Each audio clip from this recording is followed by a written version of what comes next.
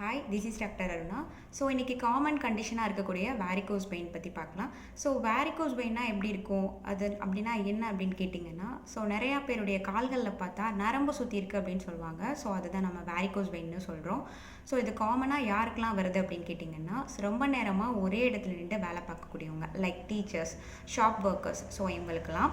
தென் ஒபிஸாக இருக்கக்கூடியவங்க, உடல் பருமனாக இருக்கக்கூடியவங்க, ரொம்ப நாளாக வந்து கான்ஸ்டிபேஷன் இருக்குது அப்படிங்கிறவங்களுக்கு, அப்புறம் வந்து ப்ரெக்னென்சி டைமில் இருக்கக்கூடிய பெண்களுக்கு, தென் வந்துட்டு ரொம்ப நாளாக வந்து ஸ்மோக்கிங் ஹேபிட் இருக்குது அப்படிங்கிறவங்க, அப்புறம் அதிகமாக வெயிட் லிஃப்ட் பண்ணக்கூடியவங்க, ஆல்ரெடி ஃபேமிலி ஹிஸ்ட்ரி இருக்குது, வீட்டில் யாருக்கும் வேரிகோஸ் வெயின் இருக்குது. ஸோ இந்த மாதிரி இருக்கக்கூடியவங்களுக்கெல்லாம் காமனாக வேரிகோஸ் வெயின் வர்றதுக்கான சான்சஸ் இருக்குது. ஸோ இது எப்படி வருது அப்படின்னு கேட்டிங்கன்னா, நார்மலாக நம்மளுடைய ஹார்ட் வந்து என்ன பண்ணுது அப்படின்னா, பிளட்டை நம்ம பாடியில் இருக்கக்கூடிய எல்லா பார்ட்ஸுக்கும் வந்துட்டு சென்ட் பண்ணுது. ஸோ ஒன்ஸ் அந்த பிளட்டு போனதுக்கு பின்னாடி அங்கேருந்து அகெயின் வந்து ஹார்ட்டுக்கு வர்றதுக்கு நம்ம கால்களில் இருக்கக்கூடிய வெயின்ஸ், நரம்புகளில் இருக்கக்கூடிய வால்வுகள் தான் வந்துட்டு ஹெல்ப் பண்ணுது.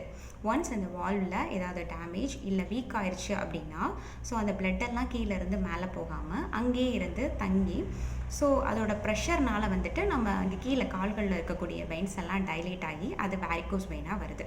ஸோ எக்ஸாம்பிள் பார்க்கணும் அப்படின்னா, நம்ம வீட்டில் வந்துட்டு இப்போ வாட்டர் டேங்க் இருக்குது. ஸோ அந்த மோட்டார் பைப்பில் வந்து ஸோ அந்த ஒன் வே வால் மூலமாக தான் ஒன் வே டைரக்ஷனில் கீழே இருந்து டேங்க்கு வந்து தண்ணி போகுது. ஸோ ஒன்ஸ் அதில் ஏதாவது டேமேஜ் இஷ்யூஸ் அப்படின்னா என்னாகும், தண்ணி எல்லாம் பேக் ஃப்ளோ ஆகும் இல்லையா? ஸோ அதே இதுதான்.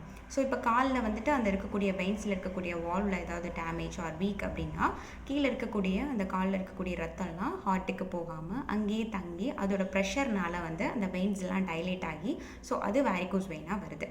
ஸோ ஒன்ஸ் வந்ததுக்கு பின்னாடி என்ன மாதிரி அறிகுறிகள் இருக்கும் அப்படின்னா, கால் வலி இருக்கும், வீக்காக இருக்கும், நைட்லாம் வந்து கால் பிடிச்சி இழுக்கிற மாதிரி இல்லை கிராம்ஸ் வந்துட்டு இருக்கும், சில பேருக்கு இச்சிங் இருக்கிற மாதிரி இருக்குன்னு சொல்லுவாங்க, சில பேர் வந்து பாதத்தில் வந்து ஒரு மாதிரி காந்தல் பேர்னிங் சென்சேஷன் இருக்கிற மாதிரி வந்து இருக்கும். ஸோ ஒன்ஸ் இது வந்ததுக்கு பின்னாடி எப்படி வீட்டில் மேனேஜ் பண்ணுறது அப்படின்னு கேட்டிங்கன்னா, ஸோ வெயிட் அதிகமாக இருந்தாங்க அப்படின்னா வெயிட் ரிடக்ஷனில் வந்து கான்சென்ட்ரேட் பண்ணணும். தென் வந்து ஆல்ரெடி ஸ்மோக்கிங் ஹேபிட் இருந்தது அப்படின்னா அதை கண்ட்ரோல் பண்ணணும். தென் வந்துட்டு 30 மினிட்ஸ் டெய்லி வந்து வாக்கிங் போகணும். இப்போது ரெஸ்ட் எடுக்கிறப்போ வந்து கால்களை வந்து எலவேட் பண்ணி வைக்கணும். 2 பில்லோஸ் வச்சு அதுக்கு மேலே வந்து கால்களை வந்து எலவேட் பண்ணி வைக்கணும். தேவைப்பட்டால் பக்கத்தில் இருக்கக்கூடிய டாக்டரை கன்சல்ட் பண்ணிவிட்டு ஸ்டாக்கிங்ஸ் மாதிரி கூட வந்து போட்டுக்கலாம். தென் ஹோமியோபதியில் வந்துட்டு வேரிகோஸ் வெயினுக்கு ட்ரீட்மெண்ட் இருக்கா, மெடிசன்ஸ் இருக்கா அப்படின்னு கேட்டிங்கன்னா, நிறையா மெடிசன்ஸ் இருக்குது.